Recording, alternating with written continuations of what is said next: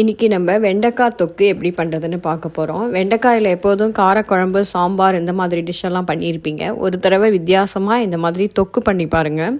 ரொம்பவே டேஸ்ட்டாக இருக்கும். இட்லி தோசைக்கும் நல்ல ஒரு சைட் டிஷ்ஷாக இருக்கும் இது. இப்போ ஒரு அடி கனமான கடாய் எடுத்துக்கலாம்.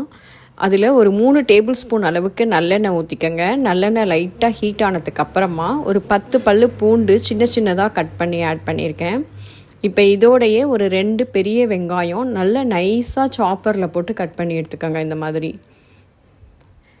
இதை கொஞ்சம் மிக்ஸ் பண்ணி விட்டுட்டு ஒரு 2 பெரிய தக்காளி அதையும் சாப்பரில் போட்டு நல்லா நைஸாக கட் பண்ணி எடுத்துக்கலாம்.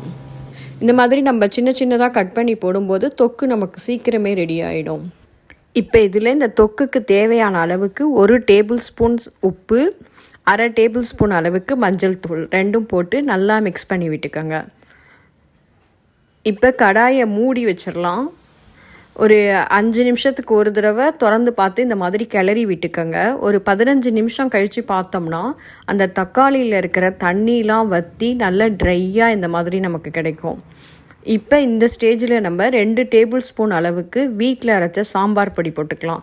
அப்படி உங்ககிட்ட சாம்பார் பொடி இல்லைன்னா நீங்கள் 1 டேபிள் ஸ்பூன் தனி மிளகாத்தூளும் 1 டேபிள் ஸ்பூன் கொத்தமல்லி பொடியும் போட்டுக்கோங்க. இப்போ ஒரு 10 வெண்டைக்காய் எடுத்து நல்லா சாம்பாருக்கெலாம் நம்ம கட் பண்ணுற மாதிரி பெரிய பெரிய பீஸாக கட் பண்ணி வச்சுருக்கேன்.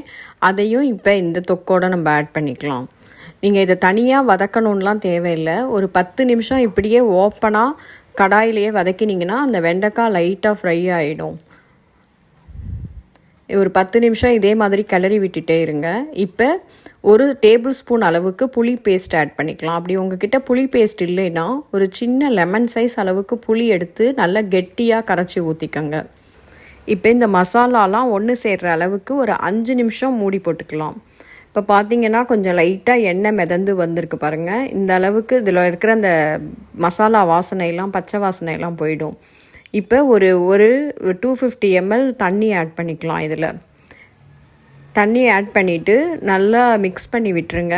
இப்போ இந்த ஸ்டேஜில் நீங்கள் உப்பு வேணுமான்னு செக் பண்ணிவிட்டு சால்ட்டு வேணும்னா ஆட் பண்ணிக்கலாம். இப்போ இந்த கடாயை மூடி வச்சிடலாம். ஒரு 15 நிமிஷம் கழித்து திறந்து பார்த்திங்கன்னா நம்ம ஊற்றின எண்ணெயெலாம் மேலே வந்திருக்கும் பாருங்கள். இந்த மாதிரி வர வரைக்கும் நம்ம வெயிட் பண்ணணும். அப்பப்போ கிளறி விட்டுட்டே இருங்க, இல்லைன்னா அடி பிடிக்க ஆரம்பிச்சிடும்.